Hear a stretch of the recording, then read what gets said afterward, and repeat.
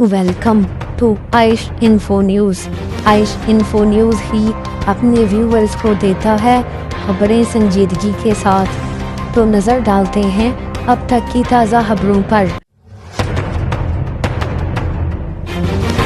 ایران نے کہا ہے کہ وہ کسی بھی ملک کی طرف سے کی گئی شرارت یا فساد پھیلانے کی کوشش پر مزید چپ نہیں بیٹھا رہے گا، بلکہ فوری جواب دے گا تاکہ مخالف فریق کو بھی ایران کی طاقت کا پتہ چلے اور اس سے خطے میں طاقت کا توازن قائم ہو۔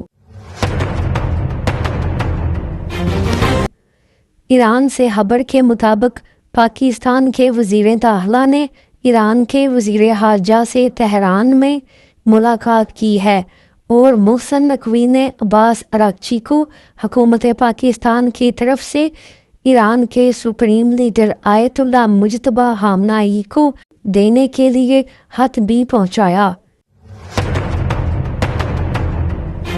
اسرائیلی فوج نے لبنان میں مارے گئے اپنے 2 فوجیوں کی ہلاکت کی تصدیق کی ہے۔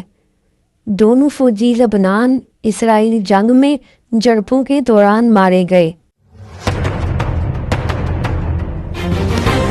امریکہ سے خبر ہے کہ امریکہ اپنے اتحادی گلف کنٹریز کے جنگ میں نقصان کے ازالے کے لیے ایران کے منجمد اثاثے استعمال کرے گا۔ ایران کے مختلف بینکوں میں پڑے ہوئے منجمد اثاثوں سے امریکہ اپنے اتحادی ممالک کے نقصان کا ازالہ کرے گا۔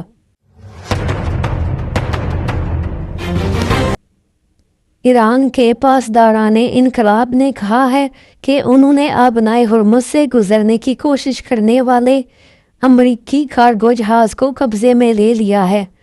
بتایا گیا ہے کہ جہاز کو ٹرانزٹ قوانین کی خلاف ورزی کے الزام میں قبضہ میں لیا گیا۔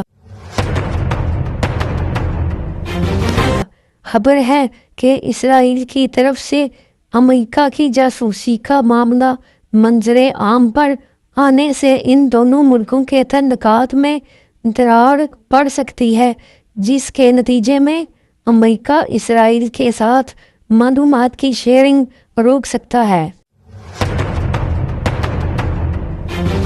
تو سبسکرائب کیجئے اور ایسی نیوز اپڈیٹس کے لیے دیکھتے رہیے عائش انفو نیوز۔